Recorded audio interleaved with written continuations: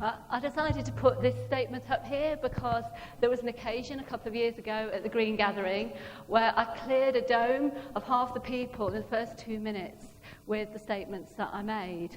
Right, and I was a bit upset, but the people who stayed afterwards were extremely grateful for the information I shared with them, and we did have a good session. And later I read that Yoko Ono here, she never felt that any of her performances were successful unless most of the audience left before the end in outrage. So that was some comfort, but I don't want everybody to leave here because it would be really embarrassing. So I'm going to give you a special sign, and it's going to help me too, that when I'm going to try and make this sign, whenever I can feel I'm going to make a statement that's very, very challenging, I'm going to make this sign, and this is a warning to let your mind move out of the way, your preconceptions move out of the way for a few moments, to allow some kind of emergency vehicle through to offer something that might be vital information. It might not be, it might be helpful, it might not, but at least allow it through for consideration. Now, I might forget to make the sign, so if you can feel those controversial statements coming on, if you feel the urge to rush from the hall, please ask you not to. Just please feel free to make the sign, and I'm going to really enjoy that participation if you feel, because I think this is all about, this whole process that we're going through is about reclaiming our lives and becoming active. And I think that's why I love pantomimes, because it's not just the audience asked to participate. I can't take questions while I'm talking, but I will appreciate this sign. You can make that if you want, don't mind. Now, obviously, if the right questions had already been asked and answered, none of us would be sitting here today to find out more about what might be going on. I find it very interesting that I'm the only female speaker speaking over the weekend. I know very, very clearly that's nothing to do with any sexism on the part of the organisers. That's very, very obvious. It's the way that our culture works. And the fact, the position that women are put in and put themselves in, and that children are in, and tribal minorities are in, animals are in, and so forth, and the global conspiracy, to me, are all symptomatic of the same syndrome, and it's all to do, in my view, with the state of mind that we're in. Now, there might be all kinds of entities and evil beings manipulating us. I think that's very, very likely and possible, but we couldn't be manipulated if we were fully switched on and if we were fully conscious.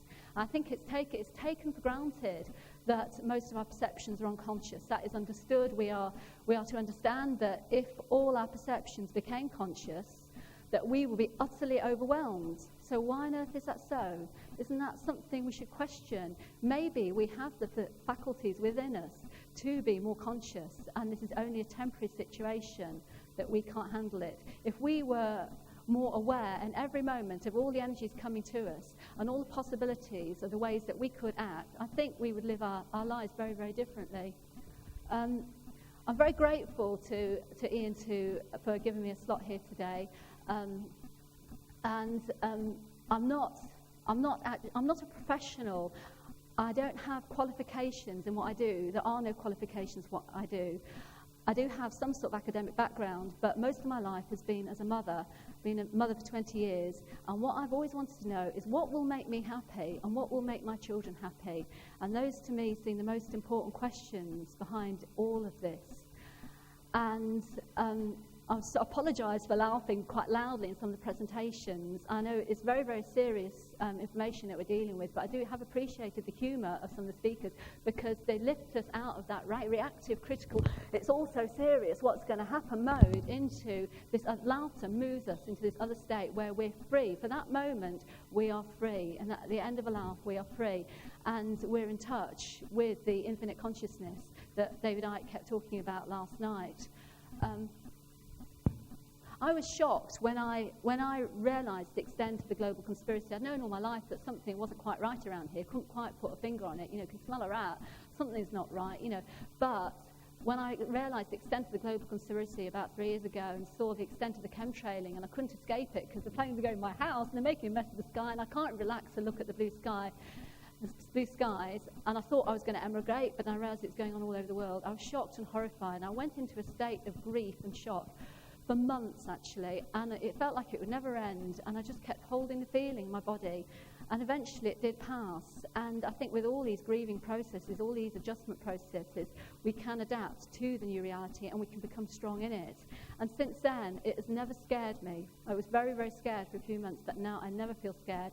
And I know that we are powerful enough to deal with anything that has thrown us. And it actually doesn't matter, because at the end of the day, we're all immortal souls, and this is just a very small part of our experience. Hey. So the question is, how did we get into this state, and where do we want to go to, and what are the practical things we can do to help bring it about? And I was so pleased to see what Jeff ended with just then, talking about the near-death experiences and this description of the kind of qualities we might be looking towards in, possibly in 2012 or that time, or it's projected, because they're the kind of qualities that I think are available to us now, somewhere locked into our brains. They exist now. We can't consciously access them.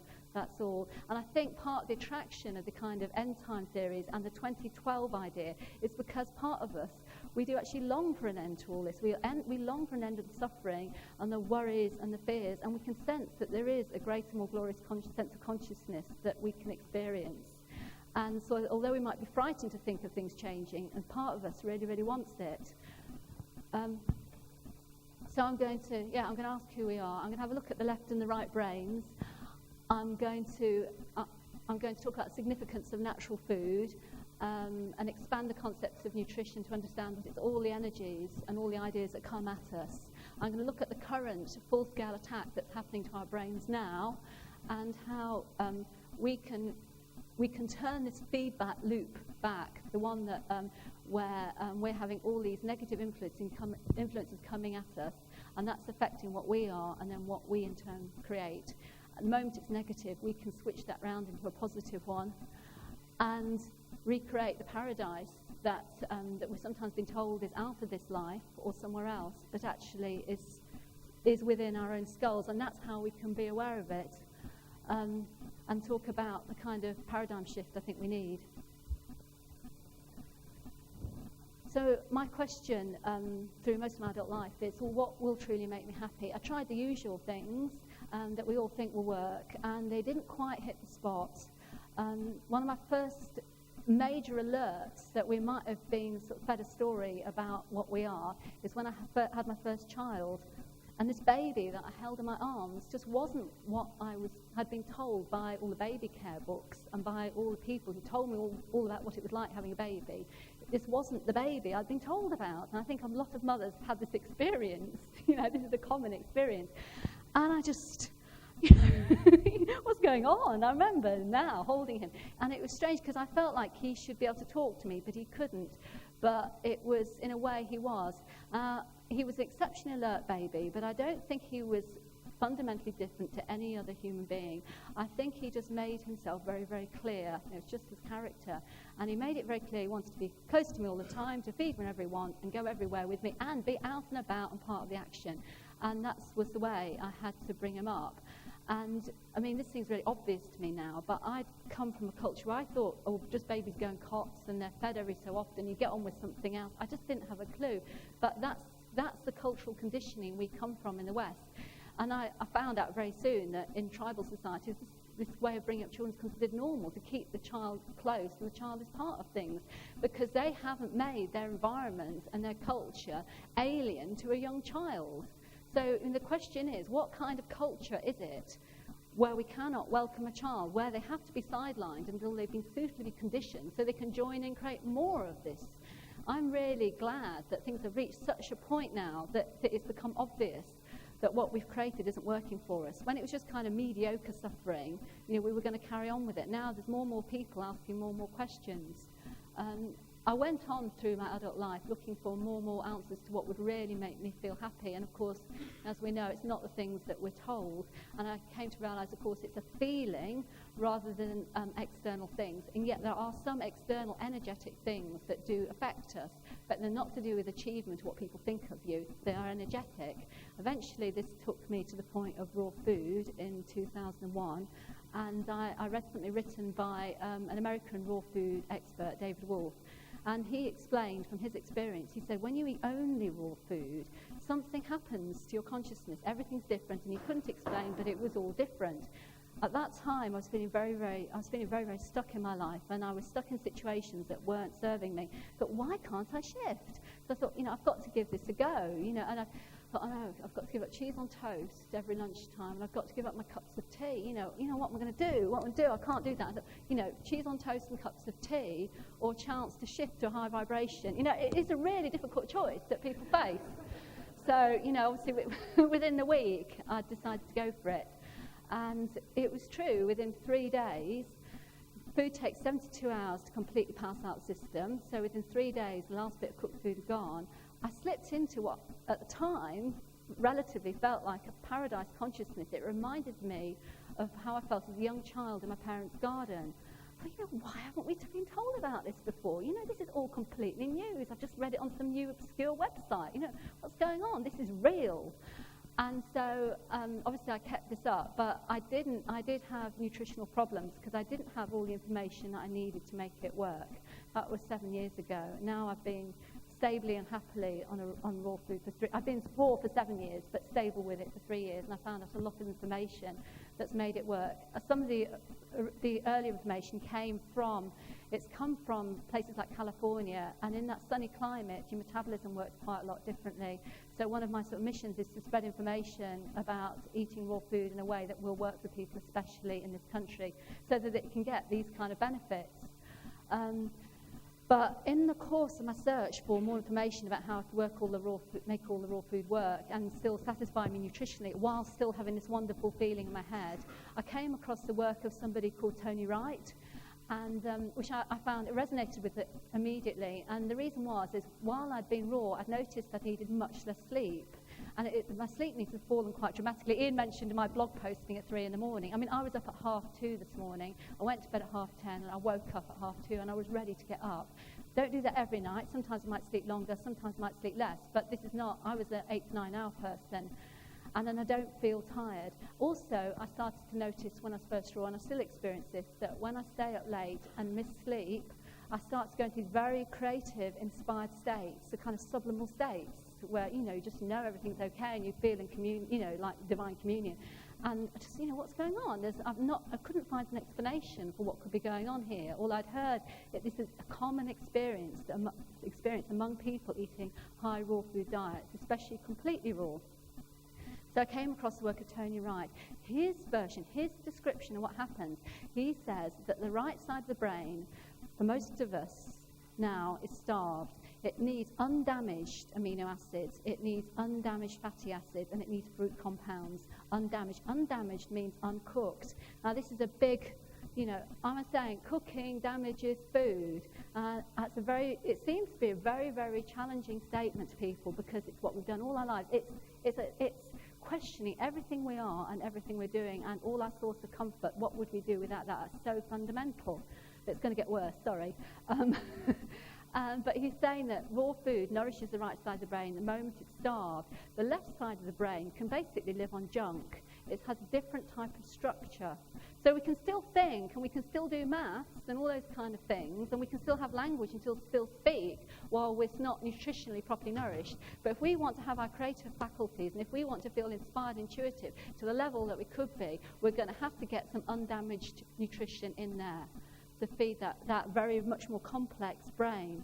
And he described how the left brain needs much, much more sleep than the right brain, so that if you're on raw food, nourishing the right side of the brain, and then you miss some sleep, so the left side gets tired, the right brain can really start to kick in.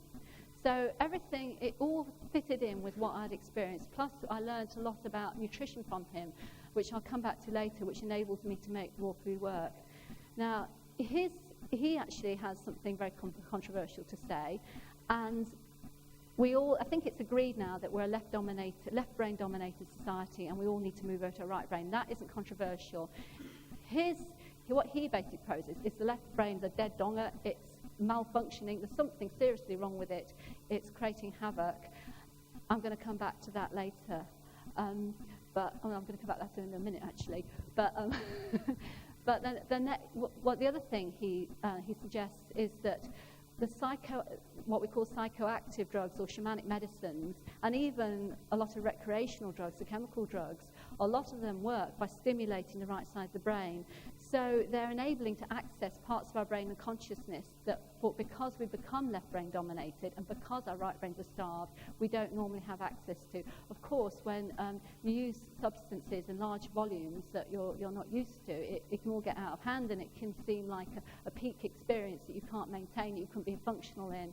But nevertheless, we're showing that those states of consciousness are accessible from our brains. It's not the drugs, it's something in here that's being accessed. Now, I did something which I'm not recommending anybody does at home, but I'm going to have to report on one of my research projects and have to, obviously make it clear that everybody's responsible for what they do, and that if you start experimenting with your brain, there can be unexpected consequences. But something I've done repeatedly is a kind of using very, very powerful shamanic tools is a combination of sleep deprivation, small amounts of ayahuasca, all based on a very, very high quality raw food diet. And I've had numerous experiences of accessing the state of consciousness where I feel awake in a way that I'm not awake now, and I don't think anyone is awake normally. And I've just known, this is it. This is what being awake is. This is what the mystics are talking about. This is not about being a saintly or good person. This is biochemistry. This is energetic. And this is where we were born to be like this. We were born to be high, but in a functional, grounded way. This is kind of, you could say it's our birthright. And this dumbed down state, we don't, and these are just glimpses. I've only had tiny glimpses that in our ultimate state, our level of perception and our sense of connectedness to everybody and everything in the whole universe would be at a level that we now only associate with massive shamanic ayahuasca experiences or near-death experiences or something. But we could have access to a version of that ongoingly, where we basically live at genius level in a state of bliss. Now, it might sound far-fetched, but it seems we have the machinery in there now to do that now, if we could find out how to restore it. And I found that it's not something we can, at the present moment, it's not something that we can maintain on a day-to-day basis. I've not found I can. But we can make slight movement towards it. We can feel better now. And this is what I found over the last few years, that how I feel, my state of consciousness is so much better than it was years ago. And it's really just down to food and lifestyle. There are some people who naturally have more spiritual awareness. Somehow the machinery is working better. They feel enormous sense, expanded consciousness, and they feel this enormous love for everybody. And they just think, they tell the rest of us, all we just got to do, I think David Icke's an example of this. I think he's naturally massively fired up, say, look, we've just got to feel infinite consciousness, come on, I think, well, I don't know, I'll try. And a lot of the spiritual teachers have been like that. But it's as helpful often to the rest of us as a cheetah telling a tortoise to run faster. All you've got to do is run faster.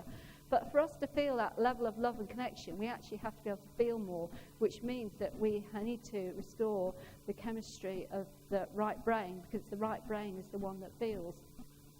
So I'll talk a little bit about left and right brain research. It was only, and I couldn't believe this when I found this, it was only in the 1960s that it was experimentally confirmed that there was a difference in function between the left and right hemispheres. It has been suspected since the 19th century from evidence from head injuries. But this guy called Roger Sperry, he did some research with people who had the corpus callosum, the bridge between left and right brain, who'd had that severed, and they'd had that done as a cure for epilepsy, because in the 1960s that was the only cure for some types of epilepsy. It'd be very interesting to Google this and see exactly the experiments. It would take too long for me to explain it now, but the conclusion was that language for most people is based in the left brain. That the right brain, the left brain can't make pictures, and it doesn't really quite know what it's doing. The right brain's not very good with language, except simple nouns, but it can make pictures, and it can act. It can do things. It just can't explain them. So now that's only sort of 40 or so years ago. So, and we've got Michael Persinger in the 1980s. He found that by stimulating certain areas of the right hemisphere, you could bring on spiritual or religious experiences. the type of experience was dictated by the person's belief system. So for a person who's Christian, they see images of Jesus and so forth, or the Buddhist would see images of the Buddha, but the feeling they were describing was the same. His interpretation, he explained this, that the feeling was the same, but the left brain would interpret that experience depending on the belief system, because the belief system is held by the left brain.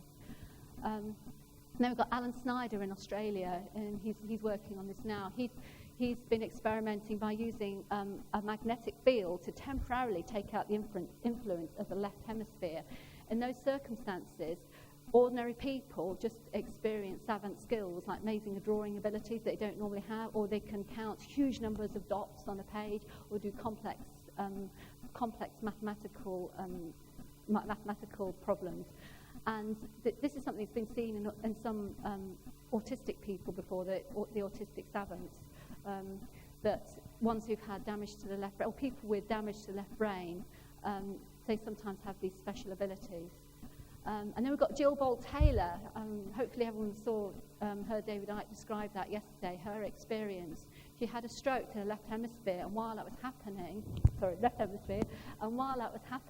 she experienced a loss of separateness and this kind of the mystical experience. So, Ramachandran, he's a brain scientist who works with people who've had strokes in California. In 58% of cases of people who have a stroke to the right side of the brain, they are in denial that it's ever happened, and they actually don't know that they've had a stroke. So they'll be asked, say, in experiments to, please would you, pick up this object, and they'll say, well, I've already done it, I'm doing it, and they're not. Or, or they say, well, I can't now, I've got arthritis, so I don't feel like it. Any sort of ridiculous excuse is why they can't move the left side of the body, because, of course, if you had a stroke to the right side of the brain, you can't move the left side of your body, but they don't even know that it's happened in 58% of cases. When people have a stroke to the left hemisphere, this hardly ever happens. So it's sort of an interesting picture to look at, because the confabulation is a name for that lying when people don't know that they're lying. There's an article in the New Scientist, October 2006, suggesting that we all confabulate, and I think I agree with that. So why is it that everybody we know says things that we just don't add up? We're the only person in our lives where it all kind of adds up to us, but that other people are always, not quite sure that they agree with us. So how can this come about? Some of us must be getting it wrong, and yet we do believe our official versions of events. The constant disagreements with how people remember things, eyewitness accounts, are unreliable, because we believe these stories in our own heads, and that may not be true, but to us they're very, very real. And the left brain is dominant. So we've got a situation where the right brain has this wider sense of connection. You take out the left brain for a bit, and we've got all these extra abilities, and this loss of sense of separation. People who lose their right brain seem to lose a sense of reality, and we've got the left brain in charge. So I just leave that for pondering. So I guess most people know the kind of thing left and right hemispheres are about. The left brain is about linear thoughts, whereas the right brain is a sort of multi-dimensional processor. Left brain likes to have things in tidy boxes, so it knows where they are for easy finding, whereas the right brain just does its own thing by intuitive awareness, and it can feel in an energetic way, and also it's very sensitive in a physical way as well.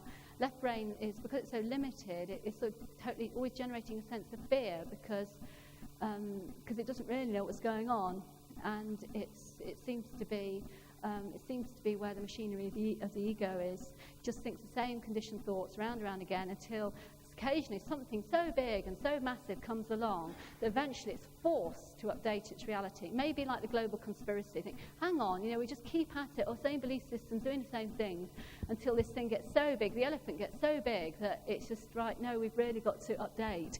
But then it tends to just take on another belief system to explain everything, go around those same conditioned thoughts about that belief system again and again and again. Whereas the right brain operates in real time. It's responding to real energies. It detects energies, it detects what's happening, and it has a desire to respond immediately. Something's not nice, it moves away. It doesn't stay there for more, thinking the same conditioned thoughts about it. It gets on with something different. And so I think this understanding is crucial to the situation that we're in the world, because I think the response is to detect what we don't like and move on to something different, rather than thinking more and more thoughts and generating more and more theories about it. So the left brain always leaves us in a state of dissatisfaction because of its dysfunctionality, and it's completely confused and overwhelmed by if it has too much input. Or, for example, the right brain gets very, very fired up. For example, this is why, the sort of things like ayahuasca experiences can be so terrifying for people, because it's just totally overwhelming to the logical mind. Now, I think David Eitzer is spot on about also what he says about right and left brain. The only thing that I would sort of question is, my guess is that the right brain actually runs the body better. I think it has better body consciousness. I think it has better out there consciousness, but I think it also runs the body better.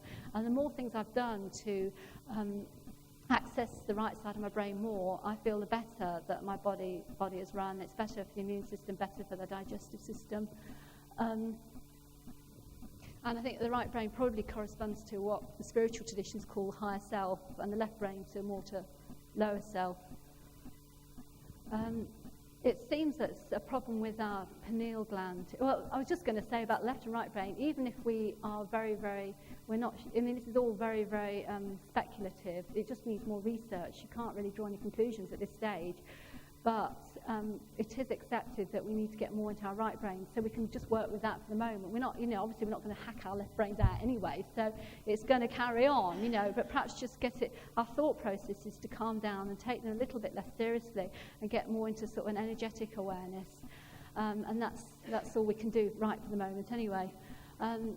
There is something that's very definite that's happened in humans, and that's that the pineal gland, over the course of human history, has become smaller and calcified. And this happens also over the course of our lives. It calcifies. It starts, especially, and this accelerates at puberty. And the pineal gland is very, very important. It runs the endocrine system. It's responsible for the hormones that go around the body, including important brain hormones like melatonin and pinoline. Also, DMT. Now, DMT, in our current state, is only put out by the pineal gland in peak experiences, or birth, or death, or near-death experiences, or possibly in childbirth, in a natural childbirth. And it's responsible for us accessing a much higher state of consciousness. Long ago in human history, the pineal gland pumped DMT all the time.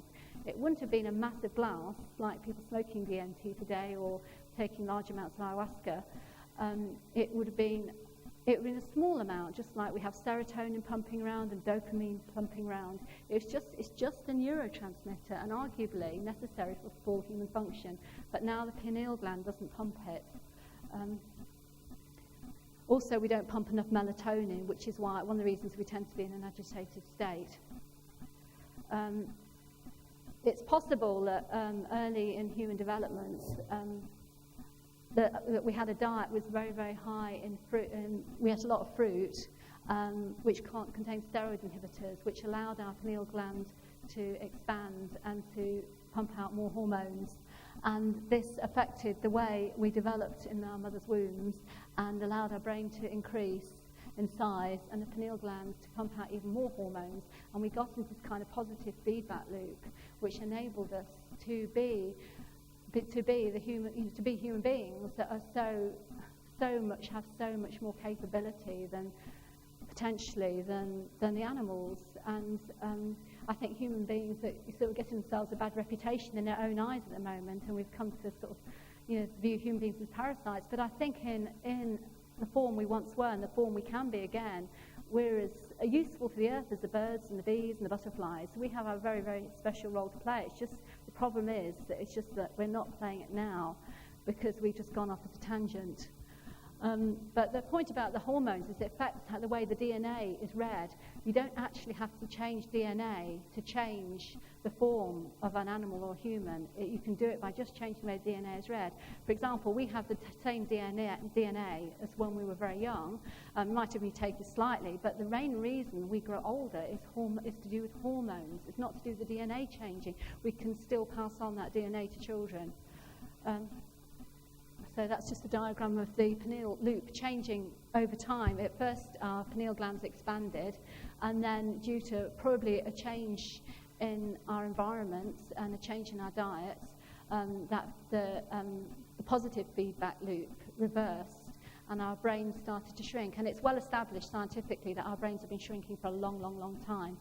And that's accelerated since the start of agriculture and introduction of cereals. And that the pineal gland has been shrinking. This isn't controversial. This is sort of hard science. And as in recent years, that this has accelerated, and it's now accelerating very fast because we seem to be having an attack on our pineals. The new additives and the new energies that are coming towards us now seem to particularly affect our pineal glands. So we're going to a severely degenerative loop as humanity as a whole.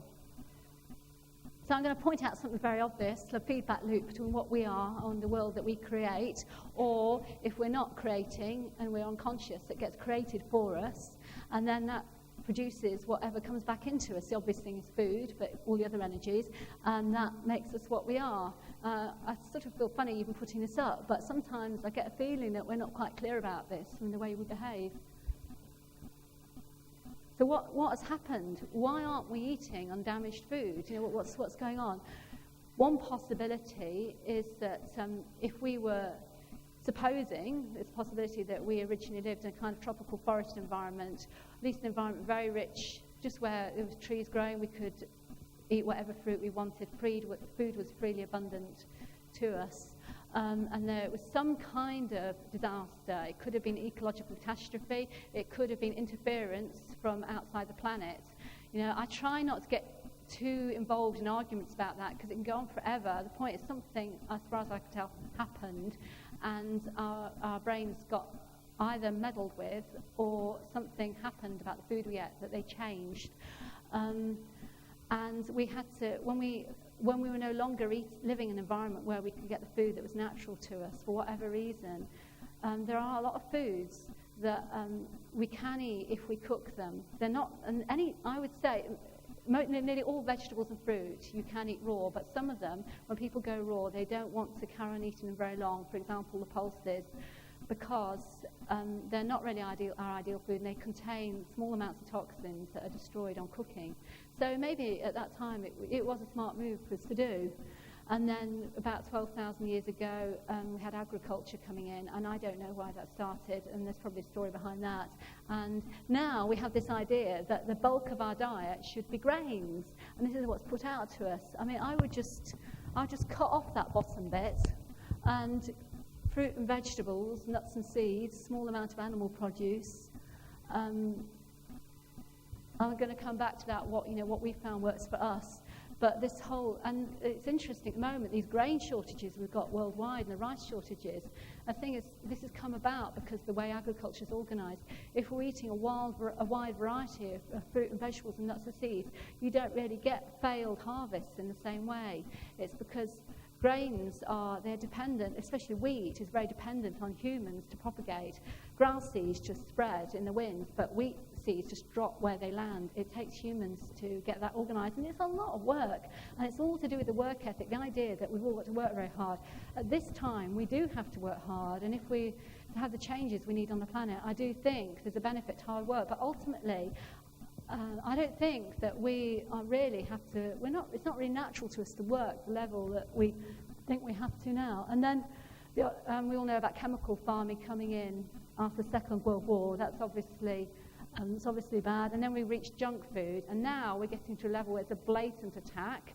And now even people who are not sure about whether what you eat matters can see that putting neurotoxins like aspartame and MSG in foods is just really not a good idea, and is actually, so our food is an active attack on us now, unless we make conscious choices otherwise. But the interesting thing is that either each stage, what we eat affects our brain function, so that allows the next change to come in, because we get so stupid that we think it's all right. We're not really stupid, we become less energetically aware. We can't tell that this isn't good food. Something interesting I've noticed while I've been raw is I've got to the point now where I can almost taste food at a distance. I know instinctively exactly which piece of fruit or which leaf I want to eat.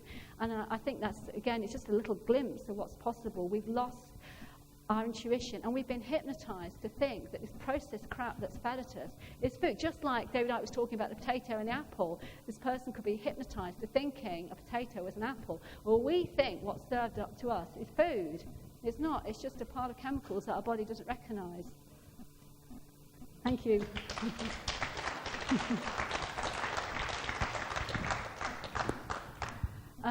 So, significance of raw food. Well, as I said, it's undamaged. We've been fed a story of nutrition as these building blocks that we just sort of shove in, as if like, you're just building a Lego model. Obviously, it's just got a load of nonsense. I mean, food contains, so Dave talked about, it contains information. We're not expected to be able to read a copy of War and Peace that's been left in the car park and drenched and half burned. Our bodies, it's a miracle. It's a testament to how marvellous our bodies are, that they can take in all this stuff and extract some nutrition from it and keep us going for years and years. And in a lot of cases, people can be very happy and healthy like that. I wasn't happy on cooked food. A lot of people like me who had, were sometimes happy, sometimes not happy, have found that they can more consistently feel happy on a raw food diet. But it's just a testament to the human body that it can actually extract the nutrition from this damaged food. But it takes a lot of energy to do that, and I still think there's a price to pay, and we're not living to our full potential for health and happiness. Well, this convinces some people. A curling image of a fig cut in half, and there on the other side you can see curling images of raw cabbage and cooked cabbage, raw corn and cooked corn. So, if not convinced by the arguments, it's always worth giving it a go. And the benefits that are experienced by a lot of people, and I've experienced all these myself, is this massive increase in energy. There's more time in the day. I mean, I can't believe anybody could not want more time in the day. I mean, it's just so, it made that my first two children, I wasn't raw, and I just seemed like I never had any free time. With my second set of two children, being raw, it means I can put them to bed, and I can be up half the night doing stuff on my own, and then have another day, have a day with them. It's like having a day on my own. Not every night, but it can be done, and the increase in quality of life is so amazing. And just feeling better, you can't quantify that. You just feel better. Chronic conditions clear up. I'm not into listing masses of diseases. It's not my speciality. The examples are diabetes and asthma. And I don't want to list conditions because you can't make promises, but surprising things can happen for people, and things that you wouldn't have expected. Skin gets better, glowing eyes and skin. People tend to go towards their ideal weight. They feel calmer, more contented, especially children. That's very, very noticeable. Mentally clearer, more intuitive, more creative, more inspired. And deepening connections with our surroundings, with people and with nature, just being more sensitive to energies, because we've taken out all this gunk out of our system, so we're opened up, and also we're feeding the right side of the brain that facilitates these connections. And I mean, sometimes to feel the wind on my skin can feel ecstatic. Honestly, I'm not kidding you. Sometimes when I hear birds sing or I watch the sun come up, it's like being stroked in the inside of my head. And I'm guessing that's the pineal gland. I'm not sure. But I think this is how we're meant to live. This is how we could live. We can live in ecstatic connection with everything on this planet. That is a potential for us now. And that's why we sense intuitively that life could be very, very simple, and we could be happy with very little. And achievements and competitions would mean nothing if you're living that state all the time. And this is not a pipe dream. We can move some way towards it now, not all the way, because we're living in a very, very stressful world that's tending to obliterate some of the bird song. And it's also, we don't know enough to do everything we need to get our brains restored to the full level it could be at, but we can still make a start. And also food tastes nice. It's surprising. You think, oh, I'm just going to have to eat salad. But actually, one thing is salad starts to taste nicer.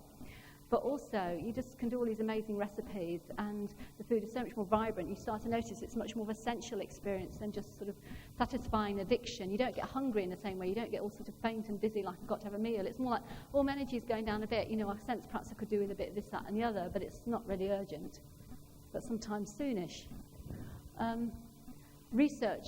Scientific research on raw food. That's a long word, leukocytosis. This is when you eat cooked. It's been found that when you eat cooked food, normally people eat, white blood cells rush to the digestive system like it's under attack. And this was considered normal. It was called digestive leukocytosis until it was discovered that when people eat raw food, this doesn't happen. So cooked food is actually perceived as an attack on the system.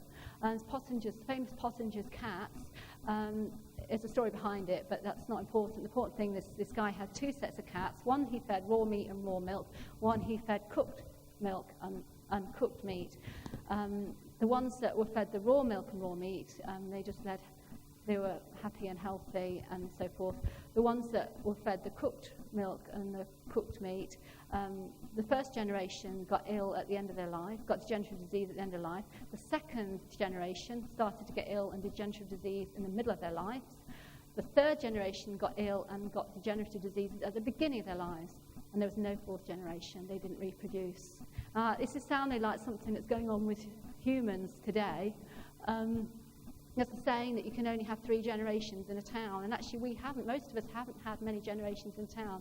For most of us, it wasn't that many generations ago. They'd lived in the countryside and ate a lot of fresh food. If there wasn't much money about, you picked it from the hedgerow. It's the obvious thing to do. So this sort of cooked process thing hasn't been going on really to the level it does today for very long. Weston Price was a famous nutritionist who looked at, who's a dentist, and he made a link between nutrition and the jaw and the dental arch, and he noticed that when sort of traditional tribal societies moved from their traditional diet to a modern Western diet, their jaw shrunk and their dental arch shrunk, and that's why we can't fit all that. A lot of us can't fit all our teeth in, and they're all cramped up, and we have to have wisdom teeth out.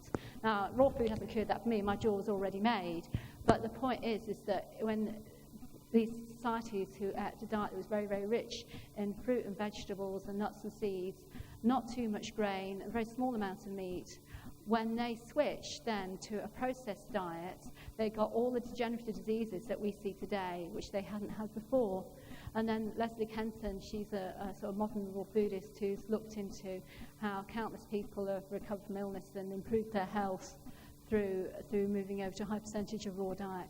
And I'm just saying, don't believe all this, just do your own research. It's fun, try it and see, And I just really do think this is the food of the future, because when people find out how amazing it makes you feel, if they're given the information to actually make it work enjoyably, and at the moment it's still basically very experimental because people will only be doing it a few decades to the level they are now, I just think it's going to be irresistible, even just for the pleasure that people experience from existing in a body that's been fed healthy, living food. I just had this thought a couple of weeks ago when I was walking down a country lane locally. I was trying to think, what is it really about raw food? I said, why is it that when I walk down a country lane, and I'm totally connected to nature, I have no fears, and I'm just not afraid of anything, and I just feel totally connected to everything that there is. And how could anything harm me? Because I'm immortal, because I'm part of this. This body will die and this ego will die, but it's not really going to make a massive difference. And then I come home to my house in the town down the road, and it's all bills and deadlines and stress, and and I do admit, although raw food makes me feel better, I'm not immune to stress. It doesn't make things perfect. I'm not going to make that claim. So so I think, but before I was raw, I didn't have that level of connection when I went into the countryside. So I thought, what's going on there? It feels like cooked food is blocking things up somewhere, but also artificial environments blocking us off somewhere. So what's going on? And I sort of started to think about a concept I sort of heard about, I think it was about a year and a half ago now, from going to a talk by a guy called Dan Winter. And I find it very interesting. He's one of the few people that Google have completely censored. So I thought, he's obviously onto something. And he talks a lot about, you can't Google Dan Winter. You can go to his website, www.goldenmean.info. And he talks about how life, I mean, this is not a new idea, but he's just very good at, he's done a lot of work with it, that life is all fractal. For example, an obvious thing is a fern. Each piece of the fern has basically the same structure as the whole fern, and each piece of that has the same structure too. And it's linked to the golden mean. The ratio of the length of that rectangle to the width, to the depth of it, is in the golden mean, which is 1.6 something or other. And if you take a square out, the remaining rectangle on the right-hand side is exactly the same proportion. And if you keep taking squares out, you're still left with a rectangle with the same proportion. And nature tends to form patterns like that, based on the golden mean. And what fractality means is if you take a small piece of the whole, it's got the same structure as the bigger piece, and so it goes down right to a very, very small level. So the small bit contains the information of the whole. So if everything in us and our bodies are getting to a fractal state, and our environment's in a fractal state, that gives us, this is a vague idea, but I've got a sense of it, that it leads to some kind of connection to the whole, so we can have our sense of being part of the whole, of beingness, of infinite consciousness. What humans have learnt to do, they've learnt to create in a non-fractal way. So, for example, with a motor car, for example, in our bodies, each cell contains the DNA, which has the information for the whole body. So you might have a cell in the liver, but in the DNA in that cell, it's got the information about our hair colour and our eye colour and our leg length and all that kind of stuff. So, but we humans have learned to create in a non-fractal way. So, for example, in a motor car, if you take the steering wheel, it hasn't got all the information that you need to build the whole car.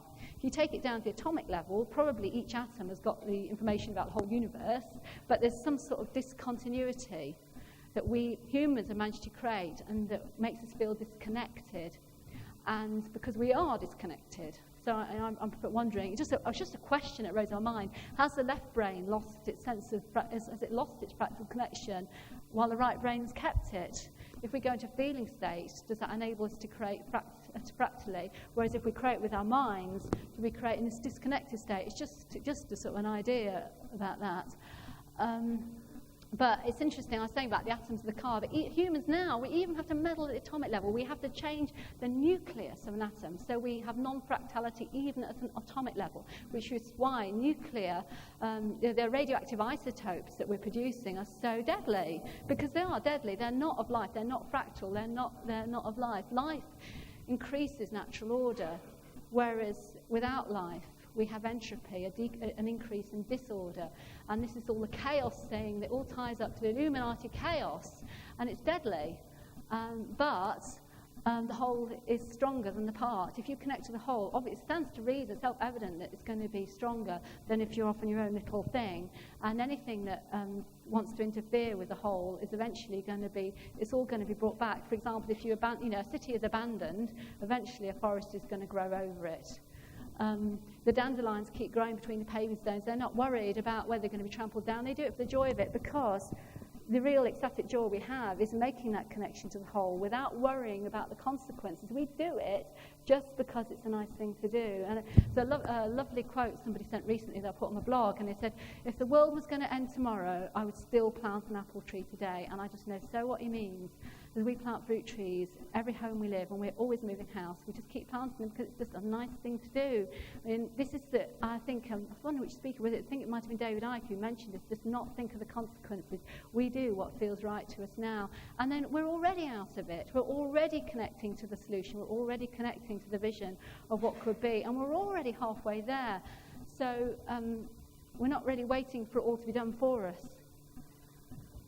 Obviously, I mean, I think people know this now, that food is obviously, it's food, water and air. It's also the light frequencies and colour and all the sounds and the smells and taste and touch. It's electromagnetic vibrations and other energetic vibrations. It's the ideas and the creative visions that we hold.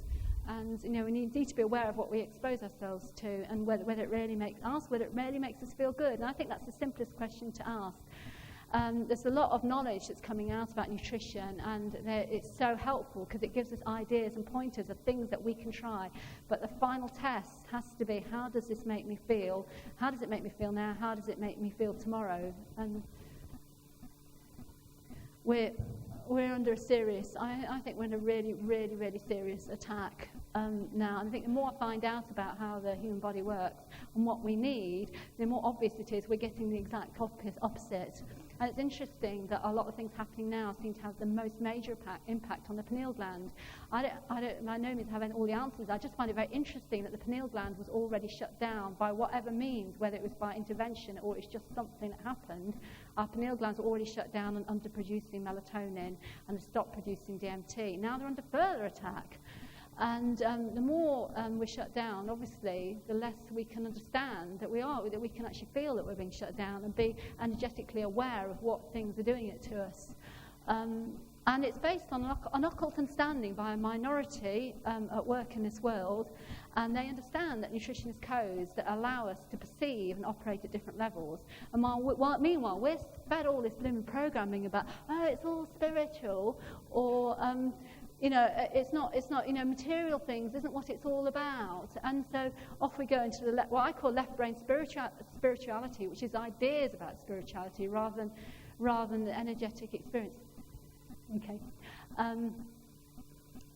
But experience tells us otherwise, that if we want to feel these great things, then we actually have to make an energetic change. And there is a bubbling up of human consciousness. It's actually hard work to keep it down. And so we've got Codex Alimentaris coming in. So it's going to stop us getting proper food. That's been described already at the weekend.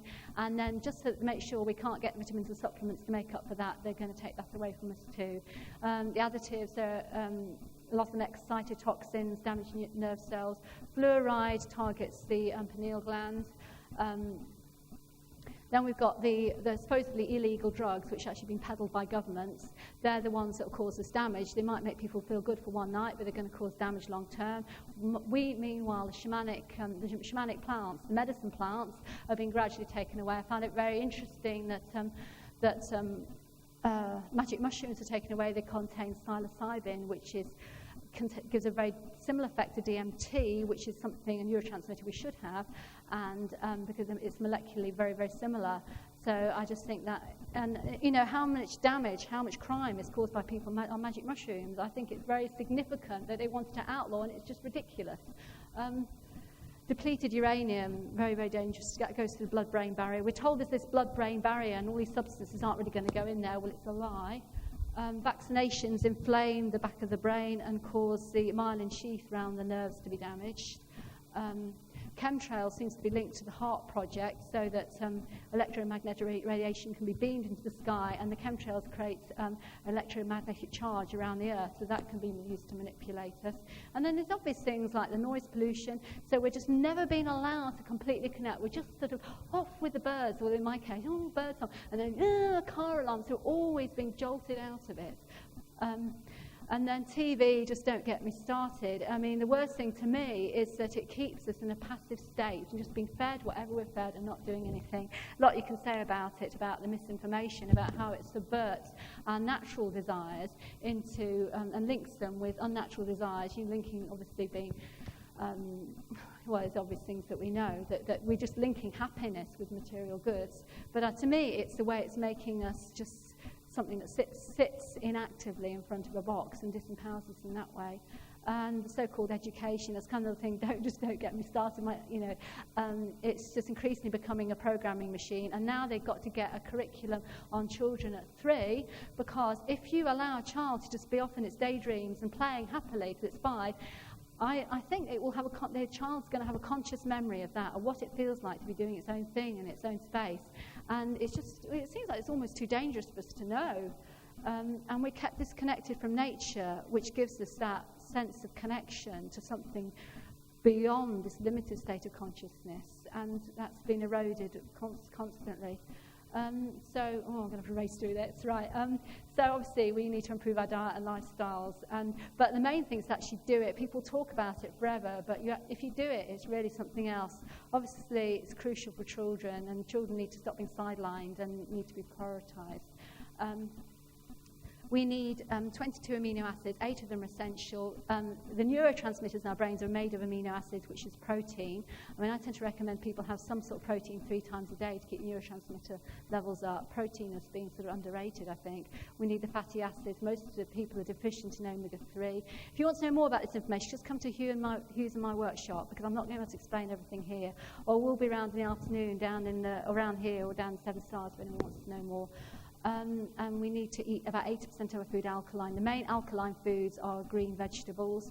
There are some others as well. So we need lots of greens. And we need to eat slow sugar-release foods. We don't want refined carbohydrates and sugar. And eat from the wild. This is one of my controversial statements. All wild food in its natural state is psychoactive, i.e. it activates the brain.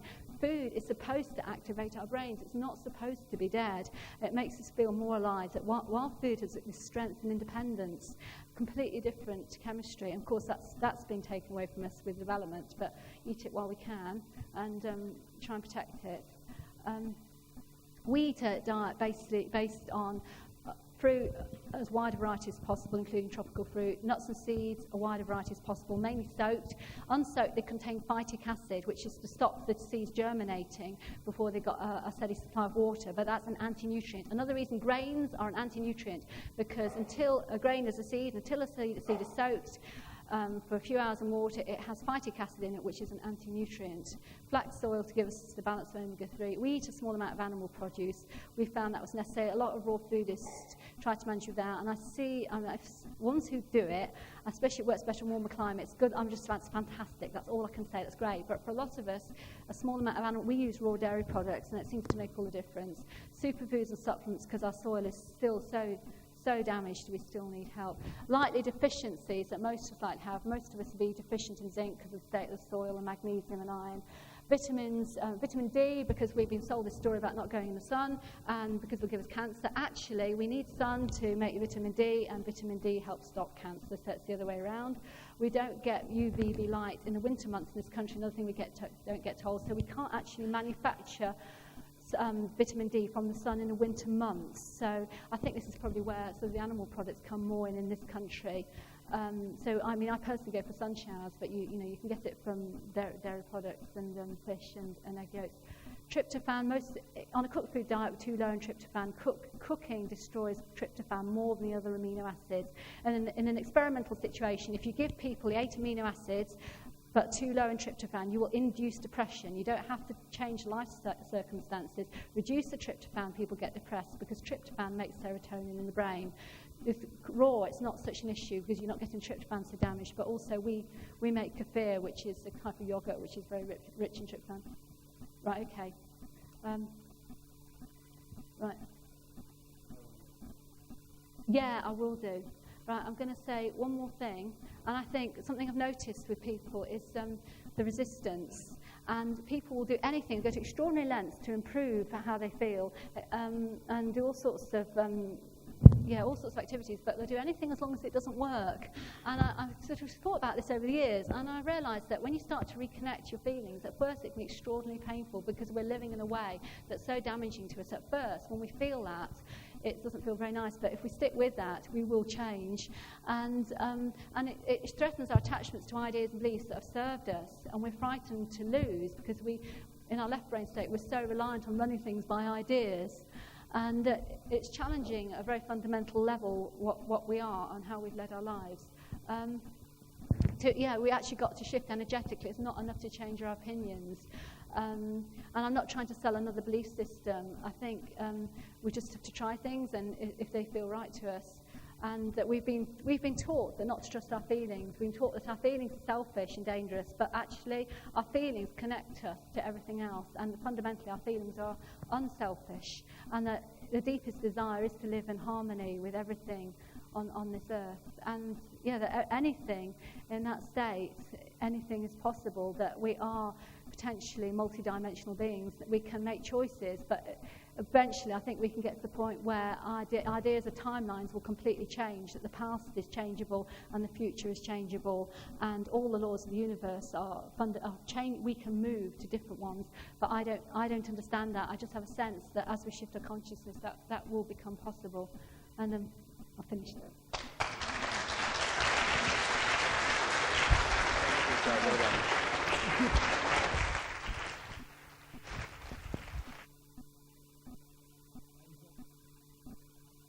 Ladies and gentlemen, Holly Paige.